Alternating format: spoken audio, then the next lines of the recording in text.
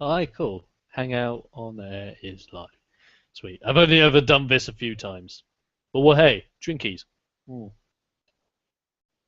Lush, nice bit of summer food to kick everything off. I don't care if one person watches this or the entire world watches this, but man, I'm gonna talk about it because, oh, I'm pissed. Oh, mucho pissed off-o. Let's put it that way. But hello, people. It is Domos 900 aka the Expert here on YouTube. It's been a while, I have to say. Obviously, I've been on the VGU side of things, doing all the video content on that side. And from now and again, I'm using my personal channel for now to talk about things happening that, quite frankly, I have an opinion on, or I'm just very angry about. Let's put it that way. In no way does this represent VGU. This is me, and only me. And quite frankly, it should only be me. Ouch. So what exactly is this? Right, so I've just finished watching this video from Boogie2988. Love him lots. He's a great guy, great YouTuber. Love it, really do. I'm really hooked on drinking right now. But effectively, I watched his video on what's happening with GameStop. Let me see if I just can't remind myself what it was called. GameStop to stop selling games. Yeah, that was the title that immediately grabbed me because this is the thing. I live in the UK, and so immediately some people might just think you're in the UK. GameStop doesn't affect you. Why would you be angry? Well, that's not necessarily true. For you see, Game, our equivalent of GameStop over in the UK, is a partner company of GameStop. If GameStop decide to do something, Game has to take suit. Can you see what I'm getting at now? Can you see the frustration already burning in these eyes of mine? 'Cause trust me, we're only just starting. Oh man. So, obviously I don't know a lot about this whole situation. I only know what I've heard from this video, and after watching this video, and quite frankly, yeah, I'm just as pissed as Boogie is, but I'm going to put my own take on it, so bear with me. But let's just read the description here. GameStop has announced that it will close, sorry, not cost.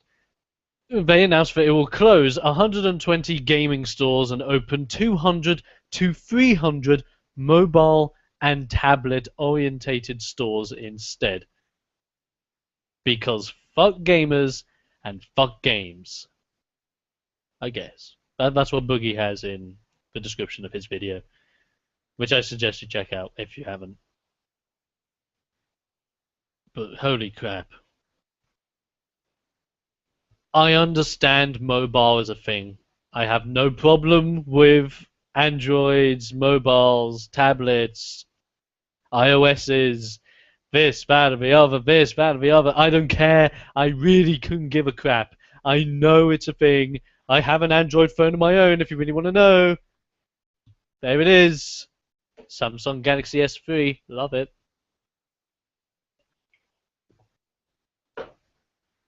But that's the US. That is the US, and that's a pretty massive blow to the US. Because now, where are guys in the US supposed to go when they're going to play games? Or, no, sorry, not play games. Buy games! Yeah, that's a thing. There's not many smaller stores anymore. No, this isn't just the US either. It's here as well. In the UK, I feel terrible as a gamer. I genuinely do sometimes. There's no arcades, at least within a nearby radius of where I am, unless I want to travel halfway up or halfway down the country in order to go to an arcade to play something, which I think is ridiculous. There's none of that. Small stores that sell games are minimum to the very least.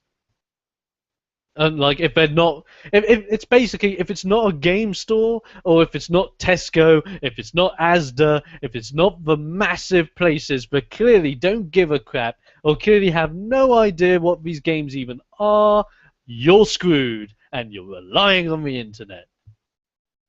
And I can't rely on the internet at all. Mm.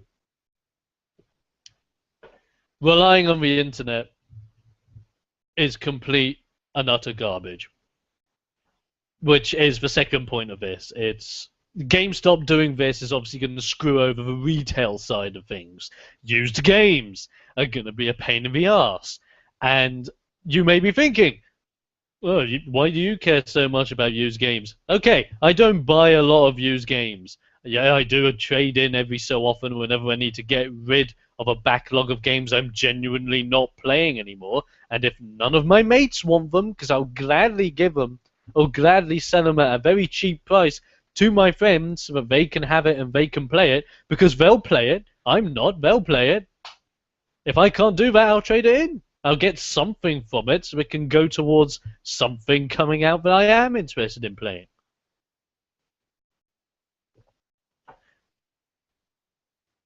But of course, with this happening, it's another minor middle finger to the used game market, which I think is terrible.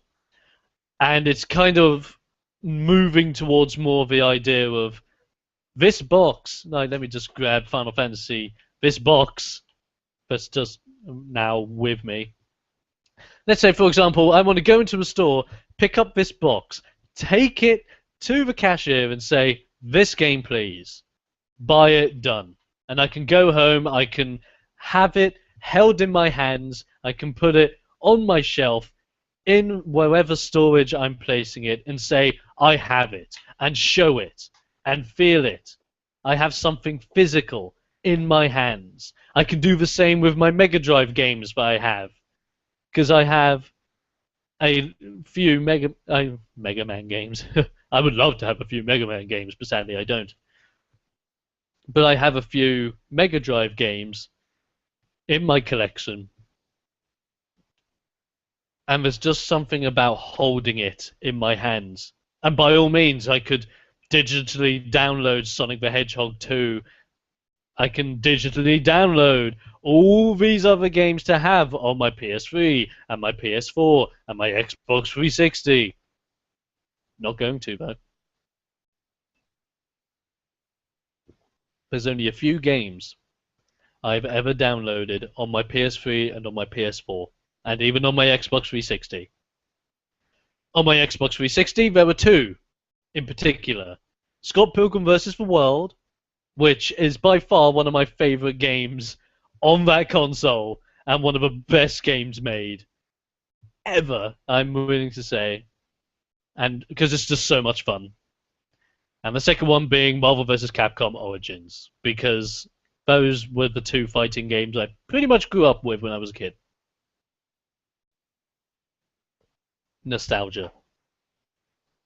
With a PS3, I got Crash Team Racing, nostalgia. Tomb 2, which was like the rarest game I ever had, and it was available on PSN, so I was like, yeah, of course I'm gonna get it.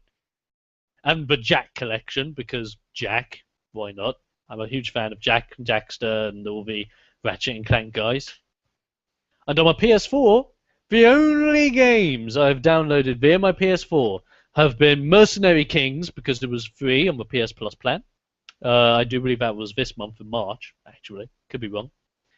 Warframe, which is a free-to-play game. DC Universe Online, a free-to-play game.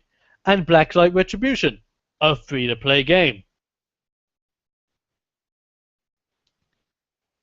And I only downloaded those games because I either could not get a hold of the retail versions or the actual hard copy versions because they were extremely expensive,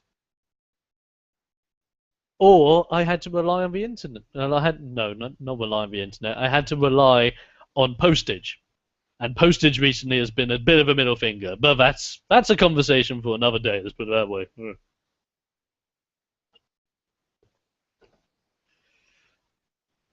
But by downloading these games, I downloaded them because I wanted to download them, and I tolerated how long it took me to get these games because of the love that I have for them. The reason why I waited so long to get Warframe, to get DCUO, to get all Blacklight Retribution on my PS4, because they are massive file games to have on a console. I waited days. I'm not even kidding. I waited 3 days to get those 3 games up and running on my PS4. And even then, I had to wait an extra day to make sure they were all patched. So technically, I waited 4 days to play 3 games on my PS4. And I'm going to now have to wait another 2 days to get them patched again because they've recently gone through really big patches. So that's going to be a bit of a middle finger. And of course, there's another free world of games coming out next month for PS4 and PS3 and PS Vita. And there's Skullgirls. I love Skullgirls. I've only been able to play it around my mate's house because when I was interested in getting Skullgirls, it was taken off PSN. It's back on PSN. I'm getting it for free next month. I'm going to download it. It's going to take a day or two to get, but I'm going to get it because I love it. But this is the thing I'm trying to get across here, which is probably not doing a really good job about. The games I'm choosing to download are games where you can only access via download half the time. Or at least the games that I know I will literally not find anywhere else unless I pay extortionate amounts, so I will get it at this amount via a download. So that's fine. And I've only done it with a few. I've not done it with any AAA retail game that has recently came out. I've not done it. Because there's just something special with holding it in your hand and saying, I have it! And then take a picture of it, you shove it on Twitter, you link in the game developer or the game publisher that helps get the game out, and you say, yeah, I've got it, yes! Let's go crazy! Woo! And all that jazz. And it just feels great. And I'm not going to lie, it even feels great for the developers and the publishers to know that someone has a physical copy because they can tweet it, they can Facebook it, they can say, it's beautiful. They can do unboxing videos of collector's editions and all that jazz. When you go all digital, what's going to happen next? What the hell's going to actually happen next? I'm not going to be able to go into a store and pick up this. No. Instead, I'm going to have to pick up a little card with the box art on it and just say, well, this card is now my game. And if you tweet, do you really feel more obliged to tweet out a card rather than a box with an actual disc in it? I don't. It's bad. Just what? No. This is why it's going to become a thing. At some point, the games industry is going to be like, okay, you want this exclusive AAA title on one of the new age consoles. You can get it a week or a couple of days before it's even available to the general public via retail by buying it via PSN or Xbox or the Xbox Marketplace. You pay for it through there. It downloads a few days beforehand so that either a week before, a couple of days before, the day before, or right on the day, you can pick it up and go. Because you've already downloaded it, you've already installed it, and it's ready to go. I don't want that to happen. I really don't want that to happen. And it's mainly due to the fact you can't say everyone in the world has the best internet to make that happen. I know that there are some people talking about that cloud technology is going to revolutionize the gaming industry and that games will now be running on cloud so that they'll be able to update more freely and faster and easily. But all this talk about digital downloading, digital streaming, playing via the internet, That's finally finished. You're relying on the internet to make that work. Ow, I'm very sorry. I've got something. Feels like I've got something lodged in my ear. That's nice. But it just feels as if when the digital revolution comes along, they're relying way too much on the internet being the most stable thing known to mankind, because it bloody isn't.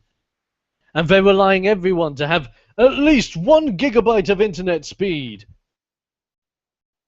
I don't even know one person that has a gigabyte of internet speed. Yeah. I don't even know anyone that has a half decent internet speed around where I live. And this brings up the whole digital thing and the whole reliance on the internet. Because relying on the internet, piece of shit. You can't sit there and tell me that when the digital revolution comes along, I have to rely on my internet provider to get every game I ever wanted. No, that's not gonna happen. Sorry, games. No, that's not gonna happen. Because you're now killing yourselves. Yeah, I'm saying it. You're killing yourselves now. If you want me to trust on the internet for me to download my AAA title, my indie title, my retro game, my current game, this, that, the other, you're joking. My internet is crap. A lot of my friends' internet is crap. There's a difference between stable internet and good internet. My internet is stable, and I'm able to work around my internet's capabilities because I understand how strong or how weak it is. But for this to work, you're relying on the idea that everyone has the strongest possible internet connection available, fiber optic, or whatever it is going to be turning into. I don't know. Not everyone can afford it. Not everyone has it.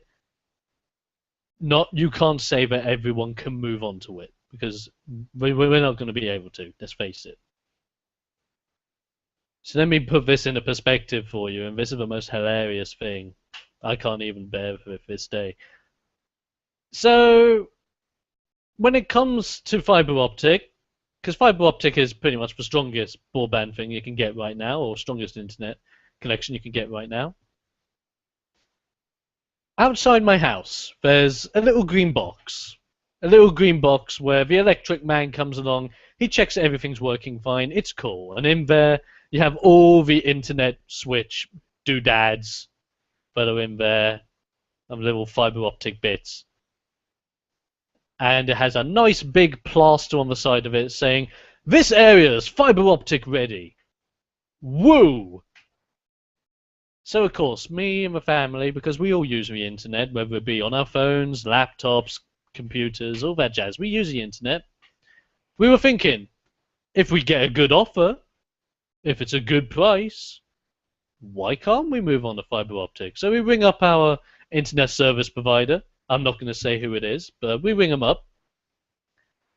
And we say to them, look, we want to move over to fiber optic. We want to stay with you guys. We need to keep our phone number because my dad's work relies on the phone number.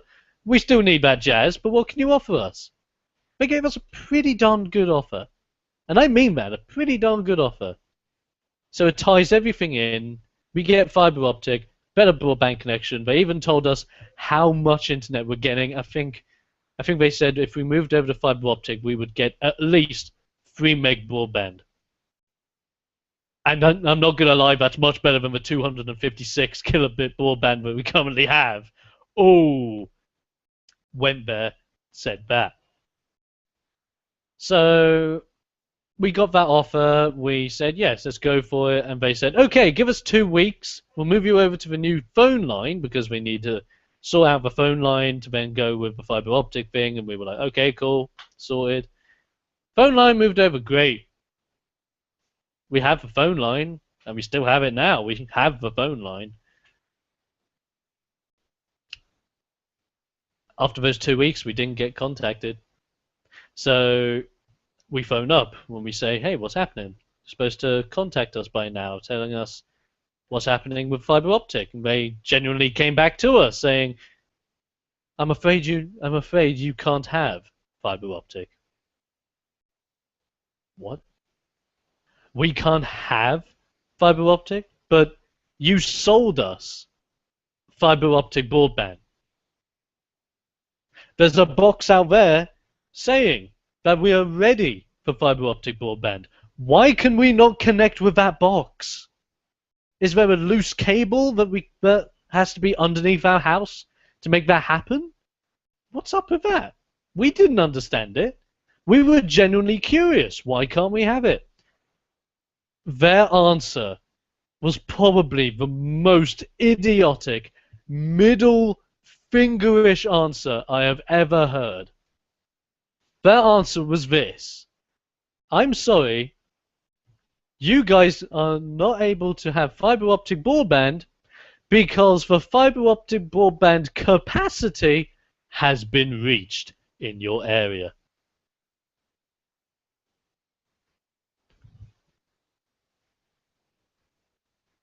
So let me get this straight. The internet has a capacity now. There's a limit to how many people can use the internet.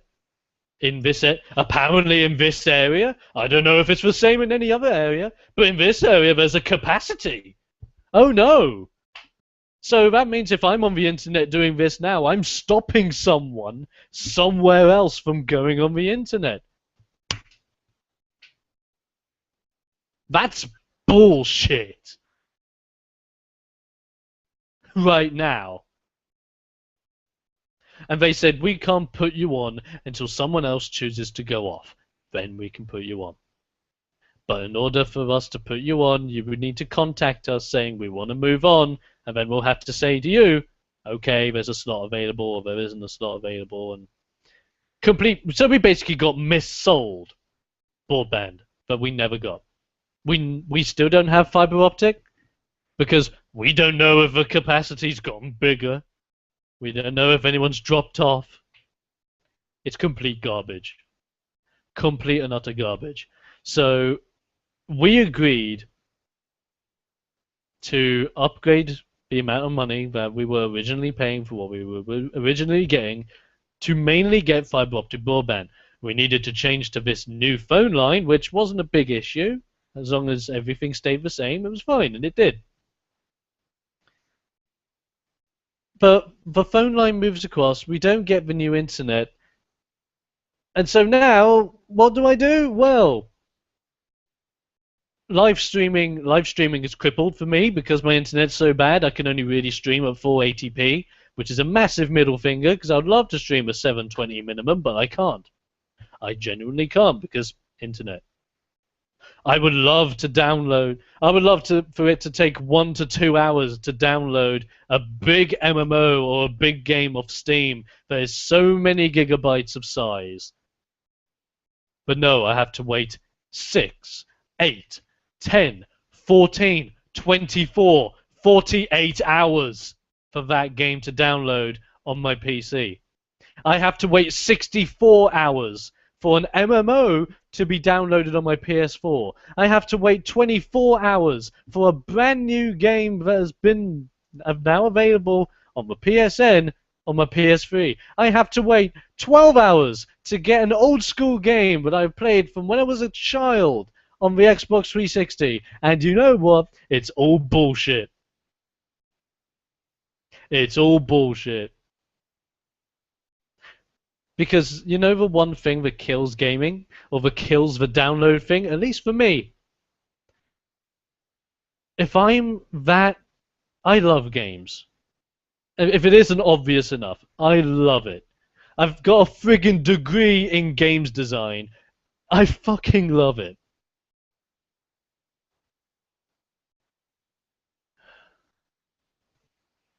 But if everything goes digital, I'm done. If everything goes digital, I'm gonna have to quit gaming.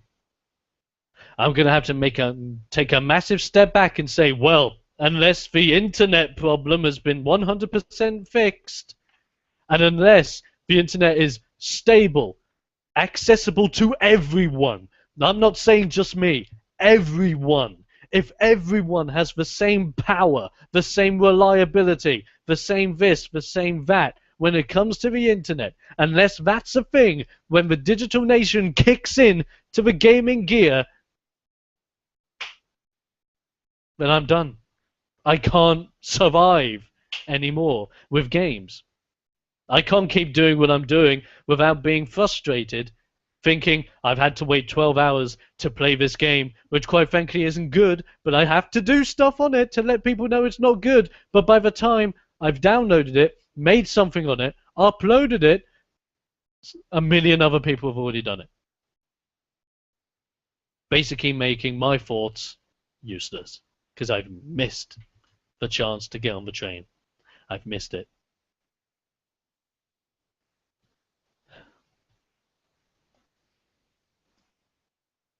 So is this next step by GameStop the next step towards killing off games? I think it is. Does it mean there's going to be a lot more digital games? Hell fucking yes, there is. Does this mean that retail gaming, as we currently know, and I'm not necessarily just meaning a game store built for gamers, I'm talking any game store that sells games, and I'm talking about anything that you can just pick up and hold in your hands and take the disc out and put it into your console. If that goes, gaming's done. Developers are going to be pissed. Publishers are going to be pissed. But the big companies that are reckoning the big bucks, oh, they're going to love it. They're going to be sleeping tightly at night with their pillow and duvets full of money. And we, the consumers, are going to be pissed. Heck, I might just be the only consumer that would be pissed. I don't care. I'm going to be pissed. But I love this industry too much to see digitalization take over. I'm going to stop here because I've rambled on long enough. But at the end of the day, I have a message for you, GameStop, Game, other game retailers. And I'm not talking about the little guys, because those little guys are really cool. They are the nicest guys on earth. And they don't do just games. They do trading cards and all that jazz. Comic books. Love them all. And we have one here in Bedford, which I'm very thankful for. They've been everyone's been trying to close it down for years, but it's still there. It still has the big Batman outside its door, and it's going to stay there for years as long as people like me and my mates and the many people that I know keep going in there and supporting that store, because that store's amazing. And the same store up in Stafford, Shogun, those guys are fantastic, and they deserve to stay there. But this is a message to GameStop. Yeah, GameStop, Game, any other of those retailers around the world, your equivalent, wherever you may be in the world.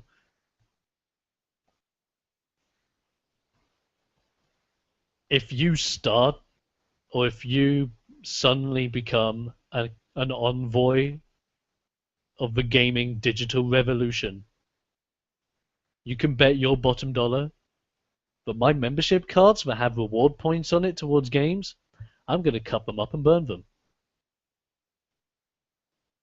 Any respect that I had for you, I'm going to scrumple it up and throw it away. Any games that I would like from you because you just happen to give a good offer about it, I'm going to ignore. I'm going to put to one side. I'm going to tell everyone not to buy it from you. Because I would rather rely on the postal service than rely on you sending me something that's going to take days to get. And by the time I have it in my possession, it's been spoiled on YouTube, spoiled on Facebook, spoiled on Twitter, spoiled on Reddit, and it's already been spoiled everywhere. And now I can't play it without already knowing what the game's all about. Wise up, man up, and if you are supposed to be the only store out there that is made for gamers act like gamers. Give gamers what they want. Don't take away what they have. Because if you start taking away but you don't start giving, we're just not going to commit. It's a two-way plane. It takes two to tango. If you don't ask for my hand, I'm not going to take it. Sorry, biatch. Simple as that. That's my rant over. If you've got any thoughts, let me know in the comments and all that jazz, and even personal messages. I'll gladly accept them. It's always good to hear from you guys, see what you guys have to think about it. But that's my thoughts. That's my thoughts. And on a mini note, Boogie, I love you, man. I really do. And when I say I love you a lot, don't get me wrong. Some people may think I use it out of context, but when I say I love someone, I generally do. And in all honesty, Boogie, you are an inspiration. I truly think you are an inspiration, and I feel your anger 110% for GameSpot. It's slowly happening here in the UK as well, so you're not alone. But trust me, I'm just as pissed as you are. Maybe not as much about what you brought up in your video, but I am pissed. Just so you know. On that note, guys, have a good day. And fuck digital. Because gaming is this. This is gaming. See you next time.